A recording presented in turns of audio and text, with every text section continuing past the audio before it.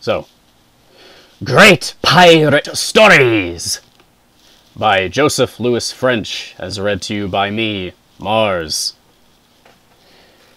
And I'll do that little bit again in just a second, or a minute or so, because when we do these non-primary texts,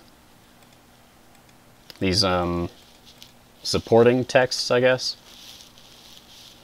we try to, or I guess whenever we get to a new author or something, we try to give some insight into who that author was.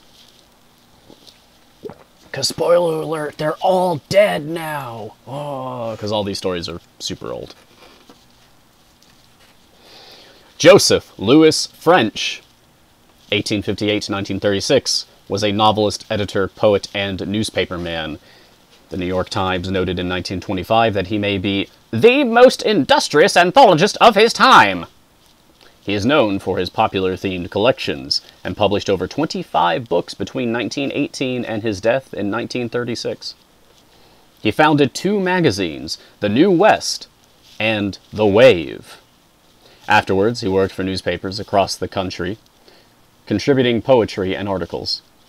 He struggled financially, and in 1927, the New York Graphic, a daily tabloid, published an autobiographical article they convinced him to write, entitled, "I'm Starving, Yet I'm in Who's Who as the author of 27 famous books." Oh, the life of a creative person. The life of an artist.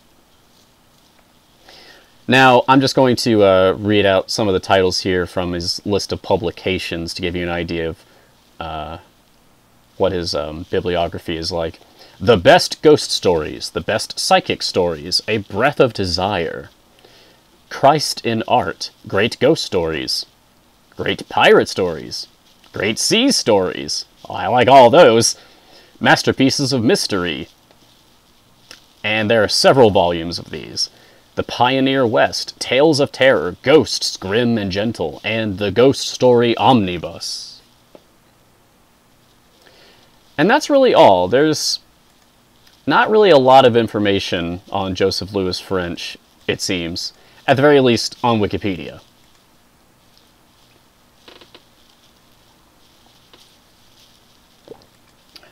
Seems he led a quiet life. You know, it doesn't even say where he lived in the world. Don't know if he was American or it was. So this was published in New York, so he may have been a New Yorker. Well, at any rate, there's several stories bundled into this compilation. And I'm simply going to pick one that sounds interesting to me from the title, and we'll just see how it goes. We'll discover it together. In a sense, you could say that I'm telling myself these stories at the same time.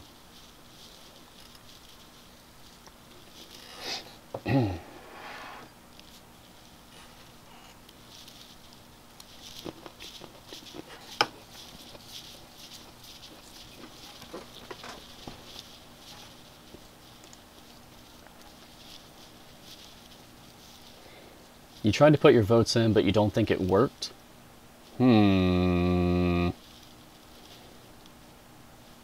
Okay.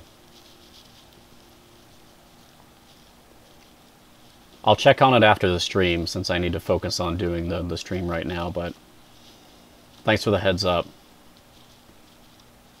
Alright.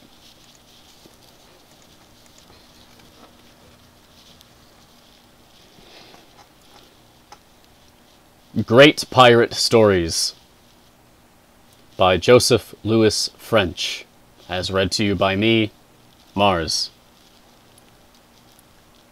Fingers crossed, let's hope that they're good. So this text says, Great Pirate Stories, edited by Joseph Louis French, editor of Great Sea Stories, Masterpieces of Mystery, Great Ghost Stories, etc. Oh, yes, it's because you share the same IP, that makes sense. Published by the Tudor Publishing Company, New York. First printing November 1922. So, this is only just barely inside of public domain.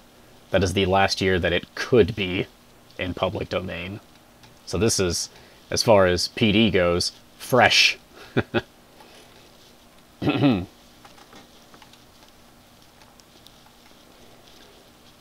So there's a quote here at the beginning. And I think I'll use the voice of Long John Silver for the voice of this character, who you will hear the name of in just a second. Go tell your king he is king of the land, but I am the king of the sea. Barbarossa to Charles V. Any of you guys who've ever seen the Pirates of the Caribbean films should be familiar with the name Barbarossa. Well, Barbarossa comes from ye olde pirate tales as well. There is a foreword, so we'll read this and then we'll get to an actual story. Piracy embodies the romance of the sea at its highest expression. It is a sad but inevitable commentary on our civilization that, so far as the sea is concerned, it has developed from its infancy down to a century or so ago under one phase or another of piracy. If men were savages on land, they were doubly so at sea, and all the years of maritime adventure, years that added to the map of the world till there was little left to discover, could not wholly eradicate the piratical germ. It went out gradually with the settlement and ordering of the far-flung British colonies. Great Britain, foremost of sea powers, must be credited with doing more both directly and indirectly for the abolition of crime and disorder on the high seas than any other force. But the conquest was not complete till the advent of steam, which chased the sea rover into the farthest corners of his domain. It is said that he survives even today in certain spots in the Chinese waters, but he is certainly an innocuous relic. A pirate of any sort would be as great a curiosity today if he could be caught and exhibited as a fabulous monster. The fact remains, and will always persist, that in the lore of the sea he is far and away the most picturesque figure, and the more genuine and gross his career, the higher degree of interest does he inspire. There may be a certain human perversity in this, for the pirate was unquestionably a bad man, at his best or worst, considering his surroundings and conditions, undoubtedly the worst man that ever lived. There is little to soften the dark yet glowing picture of his exploits. But again, it must be remembered that not only does the note of distance subdue and even lend a certain enchantment to the scene, but the effect of contrast between our peaceful times and his own contributes much to deepen our interest in him. Perhaps it is this latter, added to that deathless spark in the human breast that glows at the tale of adventure, which makes him the kind of hero of romance that he is today. He is undeniably a redoubtable historical figure. It is a curious fact that the commerce of the seas was cradled in the lap of buccaneering. The constant danger of the deeps in this form only made hardier mariners out of the merchant adventurers, actually stimulating and strengthening maritime enterprise. Buccaneering, which is only a politer term for piracy, thus became the high romance of the seas during the great centuries of maritime adventure. It went hand in hand with discovery. They were, in fact, almost inseparable. Most of the mighty mariners from the days of Leif the Discoverer, through those of the redoubtable Sir Francis Drake, down to our own Paul Jones, answer to the roll call. It was a bold, hardy world, this of ours, up to the advent of our giant servant, steam, every foot of which was won by fierce conquest of one sort or another. Out of this past, the pirate emerges as a romantic, even at times heroic, figure.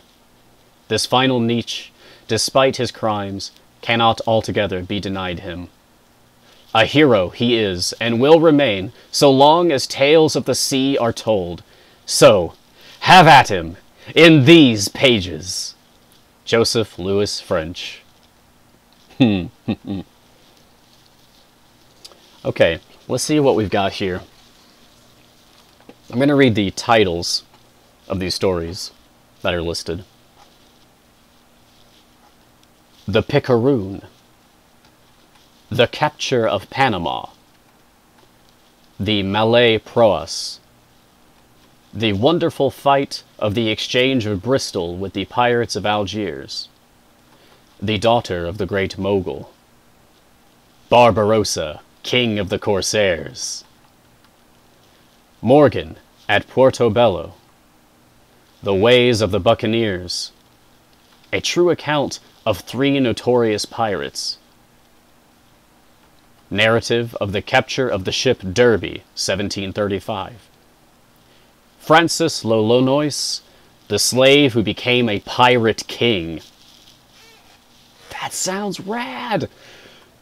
The Fight Between the Doral and the Mocha. Jaddy, the Malay Pirate. The Terrible Ladrones. The Female Captive. The Passing of Mogul Mackenzie, the last of the North Atlantic pirates. And The Last of the Sea Rovers, the Riff Coast Pirates. There you go. So it looks like 13, good number, 13 pirate tales. We made 13 ghosts for the month of October.